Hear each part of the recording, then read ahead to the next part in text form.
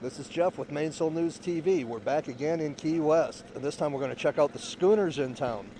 Now, they have quite a few different trips for you to get out and get an adventure on. We're going to get on the Western Union this evening for the sunset cruise. Tomorrow we plan on taking a day trip on the Hindu, weather permitting. In both of these situations, we're going to be having a chat with the captain and see what goes on, what kind of schedules they run. Some of these schooners go back and forth from north to south, so we'll talk about that.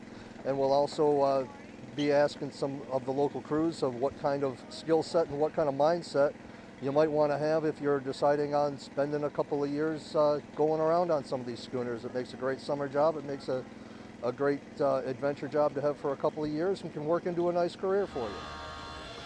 There's a boat out on the horizon,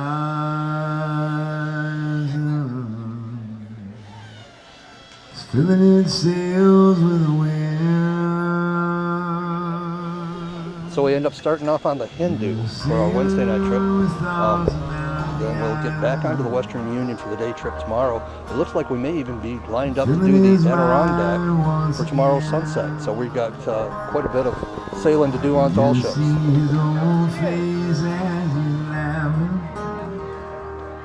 Because the ocean always makes him feel so small. He's singing a song that he don't quite remember. Nobody's listening at all.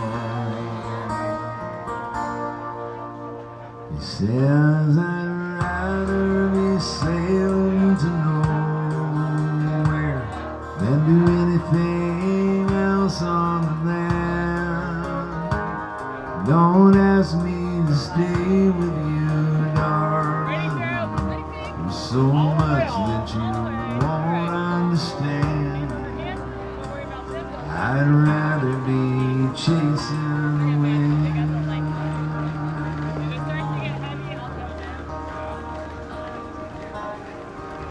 He did his time back in the real world. Keep it light and fun. He wasn't too bad at his trade, fulfilling all the dreams of that young girl, keeping promises he'd never made. And then the job got to feel just like an anchor, and that young wife started to roll just like the waves. And so he traded them both for that sturdy old boat, and for the one dream that he'd always saved. He said, I'd rather sail to nowhere. Yes. Well, we're going to be up in the Great Lakes then in June and July. Don't ask me Yeah. to stay with you, darling. Fair weather sailor, huh? Josh, what kind of schedule do you have in the Great Lakes? Well, right now I think Bonnie, she has all the ports of call in her head, but I know she's got at least 4 committed right now, and by February she's hoping to have about 10 more. And they're going to be mostly in the U.S. side, but a couple on the Canadian side. Okay. But in every single Great Lake, so we're going to go all the way to the All right. Lovely girls who spend a short time working as the crew, and now he's looking back on all his journeys. He's remembering when he first heard the call, and he's singing this old song that he still can't remember. Nobody's listening at all. Are you practicing?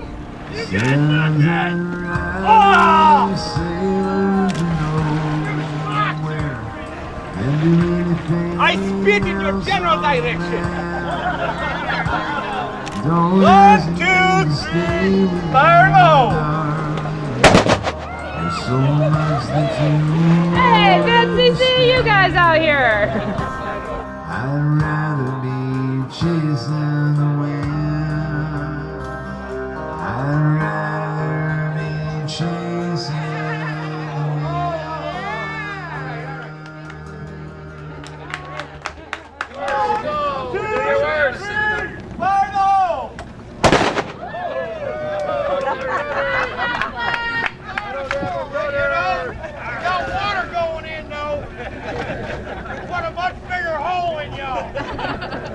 Hey, I'm Jeff with Mainsail News TV. Today we're here with Admiral Finbar of the Conch Republic Navy. All right, Admiral Finbar, you have been running the Schooner Wolf here for several years and worked yourself into being the Admiral of the fleet. I have, yeah. The Wolf's been operating in and around here for just about 30 years now. Fantastic. All right, and it's the fleet that you have going now. Tell me how that started up. Well, For the Conch Republic Conch fleet. Republic Navy? Well, Yes. well, you want the long version or the short version? I think for editing purposes, we better go with the short version. Okay, well, in the Conch Republic, like most nations, was born out of trouble. The trouble started back in the dark days of March 1982 when the United States Border Patrol set up a roadblock between the mainland and the Keys. And that didn't sit too well with us because, for one thing, they had traffic backed up for countless miles, searching through everybody's car and through their glove compartments and under the seats and everything else. That took a long time. Traffic was backed up. People weren't coming to Key West. That was bad. And the other thing is that we were very upset that we were being treated like foreigners, because Border Patrol is between the United States and foreign countries. So we didn't like that at all, and we decided that if they were going to treat us that way, then we would go ahead and secede. And so the Florida Keys became a sovereign nation known as the Conch Republic. Well, That didn't go over too well with the U.S. government. no. So on the day of our independence, when we sent the proclamation to Washington declaring our sovereignty, the Conch Republic flag was raised over our city hall, and the schooner Western Union, which I was aboard, went out into the harbor, and we were looking for trouble, and we quickly found it. There was a Coast Guard cutter coming into port. They were coming back from a patrol. They didn't know anything about any of this. So we took them by surprise. We sailed up alongside them and attacked them with water balloons, conch fritters, and stale Cuban bread. And They thought you were just trying to feed them after a long trip. yeah, and they didn't know what else to do, so they responded with the awesome power of their fire hoses. The battle raged on for minutes while the crew of the Western Union, exhausted and soaking wet, continued to fight bravely until our Captain John Krause, in a brilliant tactical maneuver, ran away. And that concluded the great battle, after which we surrendered to the United States. We applied for $1 billion in foreign aid and war reparations, which we're still waiting for. But we had so much fun with it that now every year we reenact that great battle, and a Coast Guard cutter comes out to fight with us, and we have a great time. Good. So, And when does anyhow, that that's happen? for the Conch Republic, and I am now the senior-most Conch Republic naval officer. I've got 30 years of active duty in now, and I've come up through the ranks, and now I'm Admiral of the fleet, which is a very fun job. Yeah, it does sound like it. All right. And The Wolf is our flagship, right. and The Wolf is still operational here. operational. Yes, we do private charters and of all kinds. We do weddings, business groups, just about anything that you want to have a party, you want to go out sailing, you want to have a fun day or evening out there. We're it. All right. And you have turned into the man to call for any of the schooners. to take a trip out for, especially for weddings, I guess. Yeah. And I know I've been on Yeah. board with you for a funeral or two. And Yeah, we've done many weddings on board, hundreds of them, including my own. But you weren't performing that ceremony. No, I wasn't. But I do perform most of them, and we make it a fun wedding. Great. All right. Well, thanks for sitting down with us. I appreciate your time, and we'll see you out there on the Thanks water. for talking And with us, and we'll try not to make the cannon fire too harsh. All right. Thank you much. All right. We're here with Dylan, captain of the Appledore 2. Now, this is a steel-hulled schooner. Wooden. This is a wooden schooner. Wooden schooner. Okay. Which one was I thinking of that's steel? One of... Appledore 4 and 5 are both steel. Okay. All right. And here in Key West, you do... how many trips do you schedule a day? In Key West, we do 2 trips a day, a 2-hour day sail from 2 to 4, and 2-hour sunset varying on when the sunset is. Right now it's 5 to 7. Okay. And you're one of the schooners that also heads up northern ways during the summer months. The first week of June, we'll take off from Key West, sail up to Camden, Maine, run 4 trips a day out of Maine from mid-June through about mid-October, and then we head on back down here. Nice long days up there. Oh yeah. First trip's at 10 a.m. Yep. All right.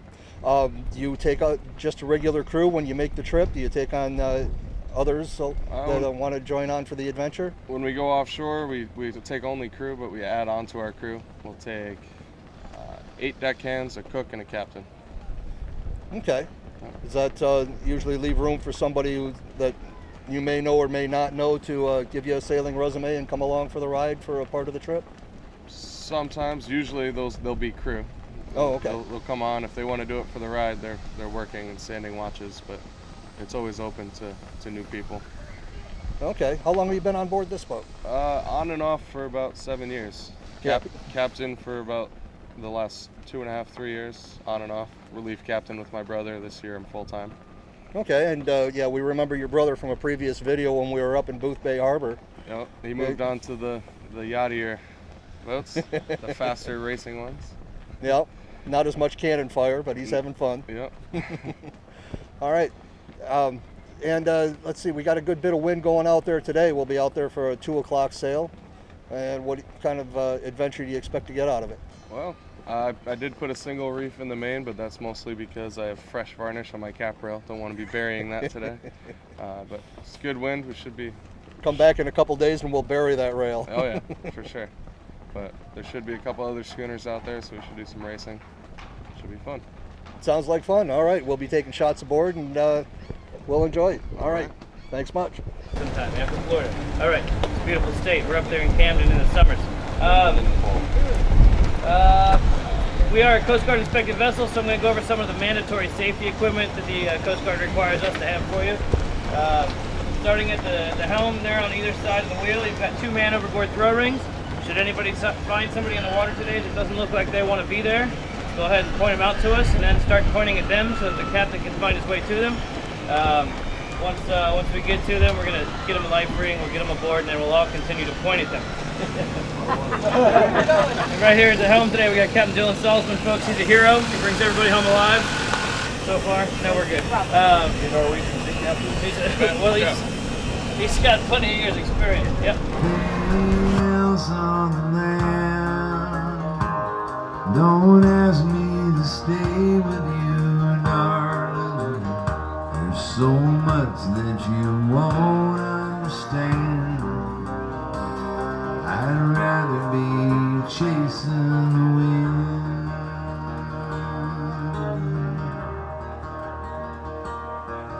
Now the years have been kind to this old sailor, because his needs have been precious and few. He's known most of the world and a few lovely girls who spent a short time working as the crew. And now he's looking back on all his journeys. He's remembering when he first heard the call. He's singing this old song that he still can't remember, and nobody's listening at all. He says, I'd rather be sailing to nowhere than do anything else on the land. Don't ask me to stay with you, darling.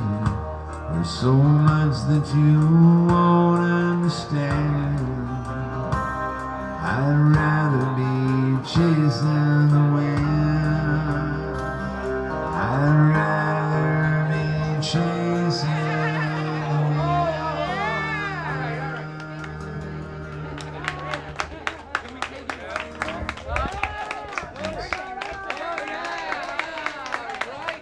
I'm Dave Shore. We'll be right back.